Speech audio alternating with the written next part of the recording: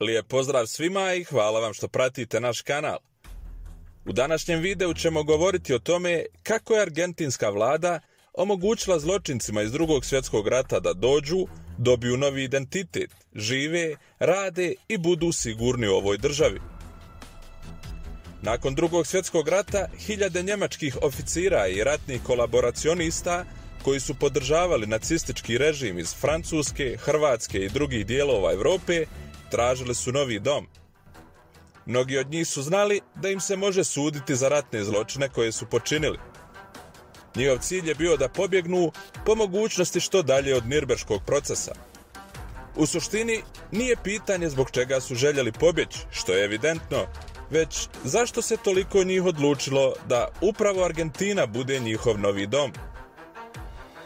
Kada su saveznici podigli svoje zastave u Berlinu i kada je u noći 8. maja 1945. godine potpisan dokument o njemačkoj predaji, ovim zločincima i kolaboracionistima jedno je bilo jasno. Njemačka, pa čak i cijeli evropski kontinent, za njih više nije bilo sigurno mjesto za boravak ili skrivanje. Iako se cijeli nacistički režim srušio i rat u Europi okončao, to nije značilo da se odjednom raspala cijela zločinačka mreža koja je godinama bila građana. Bivši obožavatelji i oni koji su podržavali režim su još uvijek bili tamo. Nije bila situacija kao da je Drugi svjetski rat završio u jednom danu 1945. godine i odjednom su svi shvatili koliko je taj režim zapravo bio užasan. Naprotiv, čak i nakon poraza u Drugom svjetskom ratu, bilo je mnogo moćnih ljudi i vlada koje su nastavile podržavati nacističku ideologiju u Europi. Jedan od tih primjera je i Španija. Iako je u ratu službeno zauzimala neutralan stav, a razlog zato je bio umor zbog iscrpljujućeg građanskog rata, ipak je bila izuzetno prijateljski nastrojena prema Njemačkoj i davala joj konstantnu podršku. U tom periodu Španijom je vladao diktator Francisco Franco.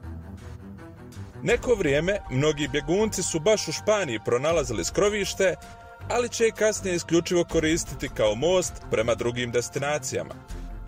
Također, neki važni švicarski lideri su bili otvoreni u svojoj podršci Njemačkoj. Ovi ljudi su bili u poziciji da pomognu zločincima, što su na kraju i radili sa izuzetnom efikasnošću. Izuzetnu ulogu u pomaganju bjeguncima odigrala i katolička crkva. Nekoliko visokih crkvenih zvaničnika aktivno je pomagalo u njihovom bijegu. Postojao je vremenski okvir da se izbjegne ruka pravde i moguća suđenja, te se moralo djelovati izuzetno brzo kako bi se provele akcije prebacivanja zločinaca na sigurna odredišta. Oni koji su htjeli da pobjegnu, morali su da razmotre svoje opcije u kratkom vremenskom periodu, da brzo odaberu novo mjesto boravka i usvoje nove identitete. Preko okeana, u Argentini, predsjednik Juan Domingo Perón bio je više nego spreman da rašireni ruku dočekate bivše članove osovine. Predsjednik Perón je bio poštovalac njemačke ideologije tog vremena. Pomagao je brojnim ratnim zločincima da pobjegnu, a sve uz podršku vlastitih diplomata i obavještajnih agenata raspoređenih u Europi. Argentinci su podržavali i omogućavali tranzitne puteve od Italije u Španiju pa sve do Buenos Airesa. Tokom Drugog svjetskog rata Argentina je jasno favorizovala sile osovine, kako zbog njenog predsjednika, tako vjerovatno i zbog bliskih kulturnih veza sa Njemačkom, Italijom i Španijom. Argentina je bila bivša španska kolonija koja je stekla nezavisnost početkom 19. vijeka, a kroz decenijama duge migracije Italijana i Nijemaca stvorila je izuzetno jake veze sa ovim evropskim zemljama. Argentina je bila zemlja koja je podržavala kako Italiju, tako i Njemačku, a sve zbog činjenice da je većina Argentinaca bila španskog, italijanskog ili njemačkog porijekla. Uvidjevši argentinske simpatije prema Njemačkoj, dvije zemlje će u narednom periodu stvoriti posebne međusobne odnose i veze. U Argentini je bilo mnogo njemačkih špijuna, a također su argentinski oficiri i diplomate zauzimali važne pozicije u Europi. Perón i njegova vlada su se divili totalitarnim režimima te je sve više pokušavao da svoju zemlju odvede u pravcu velike militarizacije i ka stvaranju jake vojne sile. Mnogi važni i uticajni Argentinci, uključujući bogate biznismene i članove vlade, otvoreno su podržavali ciljeve sila osovine. Čak je i sam predsjednik Perón služio kao pomoćni oficir u italijanskoj vojsci kasnih 1930. godina. Tako su postojale posebne veze između Njemačke, Italije i Argentine. Ali čak i u ovoj situaciji, s obzirom na navedene okolnosti, Argentina će konačno objaviti rat silama osovine, a to se desilo mjesec dana prije završetka rata. Međutim, neki argentinski agenti su nastavili raditi u cilju pomaganja poraženim njemačkim oficirima da pobjegnu nakon rata. Razlozi za to su bili finansijske prirode koje je Argentina željela da iskoristi. Neki bogati Nijemci i argentinski biznismeni njemačkog porijekla bili su spremni platiti velike iznose kako bi im se omogućio bijeg. 1945. godine, dok su saveznici čistili posljednje ostatke osovine, mnogima je postojalo jasno da će do sljedećeg velikog sukoba doći između kapitalističkih Sjedinjenih Američkih Država i komunističkog Sovjetskog saveza. Neki ljudi, uključujući Perona i neke od njegovih savjetnika, predviđali su da će uskoro izbiti novi svjetski sukob između saveznika i komunista. Na ovu mogućnost su mnogi gledali kao na nešto izgledno i realno, te se smatralo da će u ovom nadolazećem neizbježnom sukobu treće strane poput Argentine biti te koje će na ovaj ili onaj način održavati ravnotežu sukoba i činiti prevagu u istom. Perón je zamislio da Argentina zauzme svoje mjesto kao ključno važna diplomatska treća strana u ratu i da se tako pojavi kao važan akter na mapi svijeta. Znajući da su ovi odbjegli kriminalci bili antikomunisti, argentinski predsjednik je mislio da bi bili korisni u mogućem nadolazećim sukobima između Sjedinjenih Država i Sovjetskog saveza. Perón je također nastojao regrutovati što više ovih bjegunaca, posebno oni s vojnom i tehnološkom stručnošću za koje je vjerovao da bi mogli pomoći njegovoj vojsci i tehnološkom napretku. Slično se dešavalo i sa drugim zemljama i u drugim slučajevima. Sjedinjene Države i Sovjetski savez su također lovili naučnike kako bi im pomogli oko određenih vojnih i tehnoloških pitanja. Iako je za mnogi Argentina predstavljala novi dom, novi način života, netaknut i skriven, situacija se ipak s vremenom mijenjala. Kako je vrijeme prolazilo, a hladni rat se odugovlačio, ovi bjegunci će na kraju ipak biti viđeni onakvim kakvim su u početku zaista i bili. Kriminalci i ratni zločinci. Podrška za njih je vremenom nestala, ali Argentina nije bila jedina država u Južnoj Americi koja ih je prihvatila širom otvorenih vrata.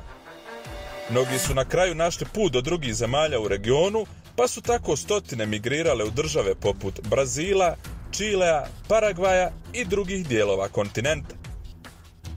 Za one kojima je Argentina postala idealna opcija nakon 1945. godine, situacija se promijenila samo 10 godina kasnije, nakon što je Peronova vlada pala 1955. godine. Postojala je bojazan da će nova administracija na njihovo prisustvo na argentinskom tlu gledati nekim drugim očima, te da bi im mogli poslati nazad u Europu. A razlog za to je bio izrazito neprijateljstvo nove vlade prema Peronu i svim njegovim politikama tokom prethodnog vremena. Toliki broj bjegunaca i zločinaca u Argentini postala je sramota za zemlju. Do 1990. godina većina ovih ostarjelih muškaraca otvoreno je živjela pod svojim imenom i prezimenom. Nekolicini se ušlo u trag, te su vraćeni na suđenja za svoja zlodjela. Neki su progonjeni i ubijeni, a mnogima se u potpunosti izgubio trag, i to na način da su se asimilirali u velike njemačke zajednice u Argentini, gdje vjerovatno nikada više nisu pričali o svojoj prošlosti. Zločinci su bježali u Argentinu i Južnu Ameriku kroz sistem puteva za bijeg poznat kao linija pacova. Ovi putevi za bijeg uglavnom su vodili prema Latinskoj Americi, posebno prema zemljama poput Argentine, Čilea, Paragvaja, Kolumbije, Brazila, Urugvaja i drugih. Postojale su dvije primarne rute. Prva je išla od Njemačke do Španije, a zatim prema Argentini. A druga ruta je išla od Njemačke do Rima, zatim do Dženove, te u konačnici do Južne Amerike. To se je dešavalo zbog spremnosti nekih zemalja da prihvate te ljude i zbog nekih važnih ličnosti koje su izražavale određene simpatije prema njima. Ali postoji još jedan veliki razlog za njihov bijeg baš u Argentinu, a to je bila geografija i geografski položaj. Gledajući kartu iz 1945. godine, možemo vidjeti da Evropa očigledno nije bila dobro mjesto za skrivanje.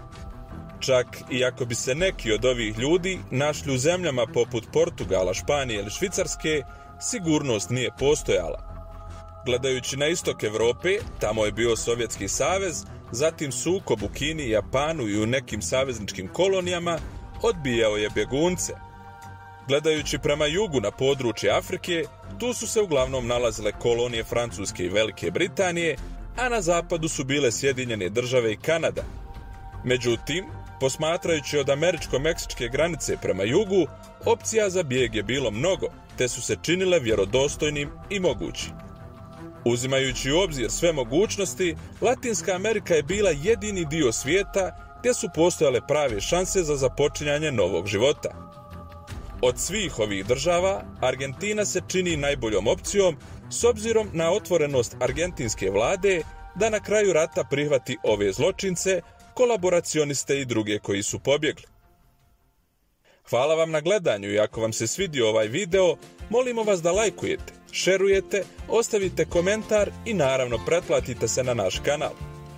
Vidimo se u sljedećem videu i lijep pozdrav!